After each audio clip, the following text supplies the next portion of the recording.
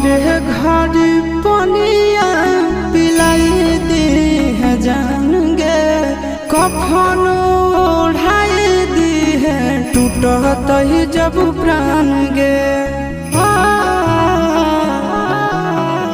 मरे घर पनिया पिलाई दी है जान गे, कफन ओढ़ाई दी है टूटत ही जब प्राण गे। हगे हमारा से तोरा जाती प्यार होता भेंट सक छात कर लगे। हगे सोनाया गावा हो भरती पाटनवा में आके